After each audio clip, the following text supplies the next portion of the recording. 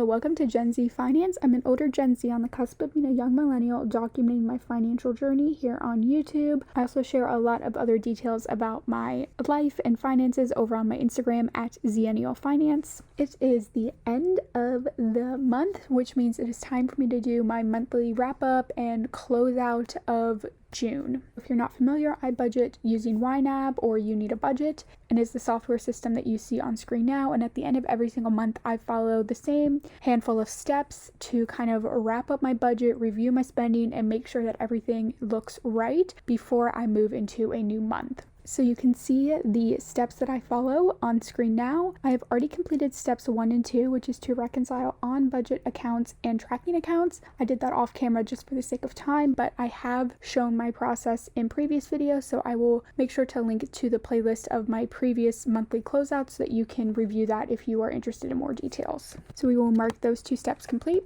which means we're going to move straight over to step 3, which is to cover any overspending I may have in my budget and move money around as necessary. So when it comes to YNAB, how you tell if you have overspent in a category is just looking at this available column and looking for any yellow or red. So I have checked all of my categories. There was no overspending, so I'm going to move directly to the second half of this step, which is to move money around as necessary or as I desire. So with YNAB, at the end of every single month, you pretty much have a couple of choices when it comes to what is left over in your budget. You can either allow that balance to roll forward into the next month, or you can take the excess money that you have budgeted in a category out and put it towards another goal. That's what I mean by move money. I just kind of look through my budget and determine what money I want to move around. Zero at the end of every single month because those are set bills. So let's just take out this $296 and we can move that to be budgeted. Let's go ahead and take out this $341 extra and dining out. We'll take the $311 into to be budgeted. So this gives me $9.48. I'm just going to put that all into this holding / end of quarter bonus. This category is where I put, loose change or money that I'm not really sure what I want to do with at the time. I just throw it all in this category. And then, as the name of the category suggests, at the end of every quarter, I actually budget out whatever is in here and force myself to put that money someplace. So I just moved that, roughly $10 into this category. But since June is the end of Q2, I will actually be re-budgeting out this $318 in this video. But before I do that, since I did move money and cover overspending as necessary, I'm just going to mark that as complete. And before I take care of my end of quarter bonus, I'm first going to review my spending and saving for the month, which is step 4. So there are a couple ways you can do this in YNAB. You can obviously look at these activity columns on the budget screen, or you can refer to a couple of reports. So before I look at my actual spending breakdown, I did just want to mention my incomes. In total, I brought in $3,432.72 in June, and the majority of that did come from my full-time job. I had my 2 normal paychecks, and then I also got a bonus this month from my job, and the net take home of that was about $915. So that definitely added a boost to my income and got me a little bit of a higher net income than I usually make. So now that we know how much I brought in, $3,430, let's review my spending. In total, I had outflows of $2,559.68. However, almost half of that, $1,200, was in my investing category. So $500 was in my Roth IRA, and then $700 was in my brokerage. Again, because I got a bonus this month, I put half of that bonus towards my brokerage. So that's why that number is so high, because normally that brokerage line item is about $200 a month. So if we take out this investing category and just look at the actual money that I spent on expenses, not anything towards saving or investing, I spent $1,359. So 30% of that was my responsibilities. These are pretty much just my bills. This $400 that I send to my mom every month covers my car insurance, phone bill, and then about $100 to assist with groceries or utilities or however she wants to use that money. I do live at home rent-free, so that's why that is so small. Then I spent almost another $400 in me, myself, and I this month, and that was broken out $10.50 in entertainment, which is 1 month of Paramount Plus. I have been binging Survivor, so I needed to pay for that for a month to get access to a bunch of seasons. $16.89 in splurges in mindless wants. I $47.25 in beauty and pampering. $60.26 in dining out. I did not do great this month. I had 2 more flats, McDonald's, $10 for Starbucks, Panera, Five Guys, and Moe's this month. So in total, I spent just over $60. And then the big thing was I did go shopping this month. I think this is the first time I've gone shopping since like February of 2019 because my office is opening back up in September, since I was in desperate need of some new work appropriate clothing, and most of this actually was spent on work clothes. I would say about 70 of this was not work clothes. I shared some of what I purchased over on my Instagram at Daniel Finance, so make sure to follow me over there again. And if you have stayed with me so far, make sure to like this video, subscribe to my channel, and leave me a comment down below as well. I spent another $255 in giving this month. $91 was for gifts for Father's Day, and then $164 in family giving. So my dad did have surgery in June, so I just tried to help him out a little bit. And physically, he has like fully recovered from the surgery and everything. I just wanted to kind of help with the groceries for that month. So all of that came out of family giving.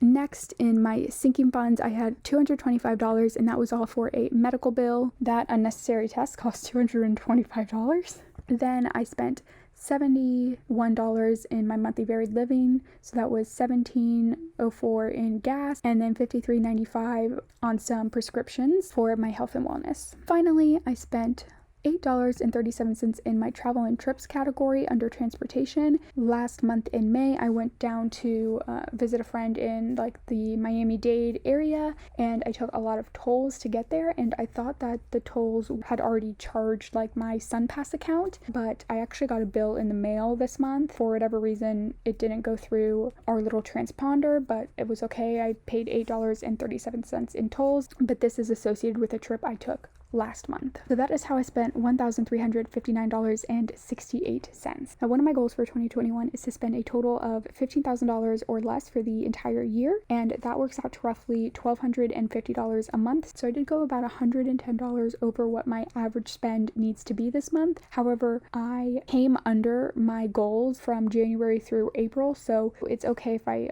went a little bit over this month. And for the most part, the spending was necessary. You know, 230 of that was a medical bill. So if I hadn't had to pay that medical bill, or if that medical bill was a little bit less, I might have been able to actually stay under my goal for the month.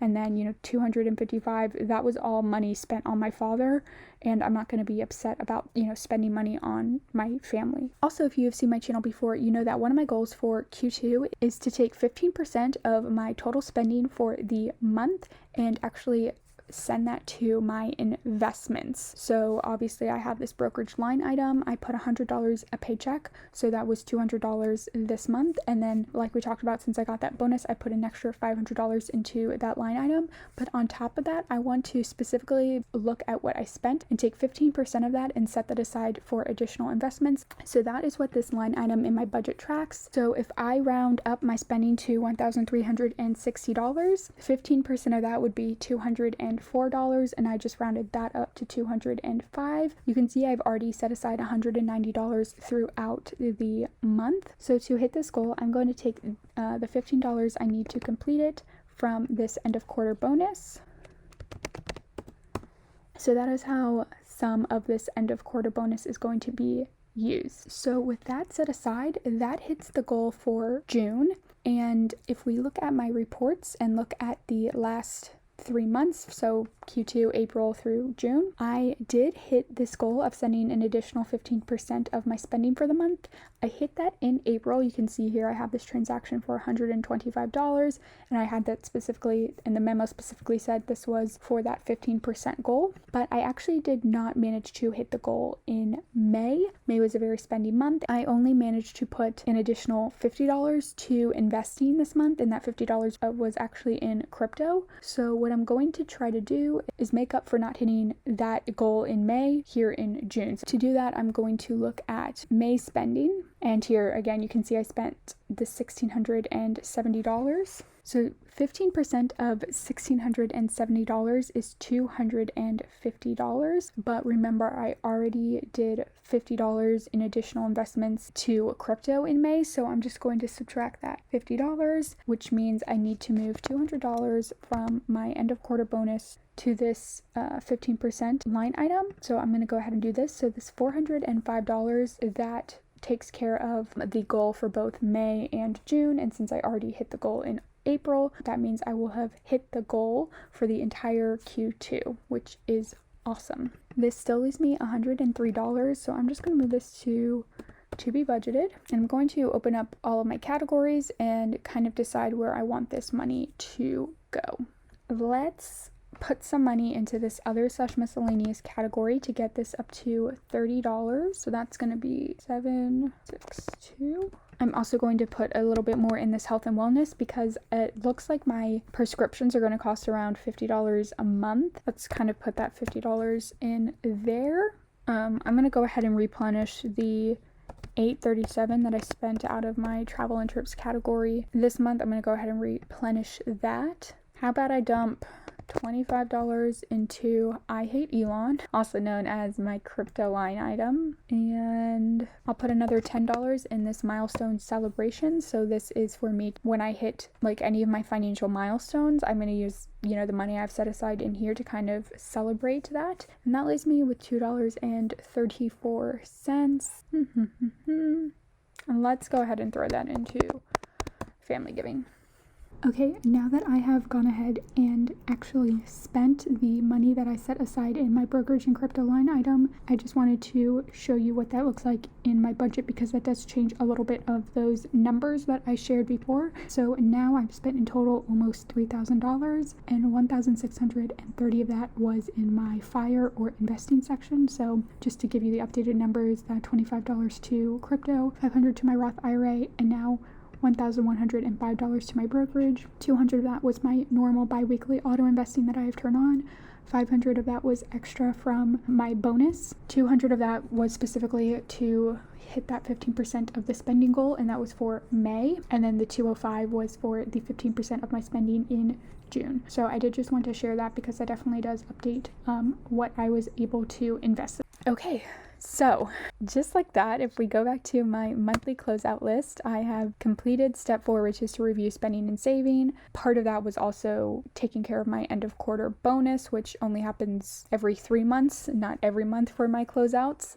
Step 5 is to do a net worth check-in for the sake of time and also just to kind of allow myself more time to do a deep dive into the numbers. My net worth check-in will be a separate video, so I will be posting that later this week, so make sure you are subscribed to my channel for when that comes out. Step 6 is to just record any events or anything that happened this month that had an impact on your finances. So I do that here in the notes section. You can see I already have some notes. I had my dad's surgery, which means I spent extra money in my family giving category. Father's Day was this month. I was working on replenishing my car ownership category, which is kind of more like a goal, so I checked that off. I originally had notes here about I was going to have more medical bills, which I actually did get the blood work. I didn't actually end up owing anything, and I don't think I actually owe anything for this follow-up for my primary care, so it was really just the eye doctor bill that I paid. I'm also going to note my goals of spend less than $1,250.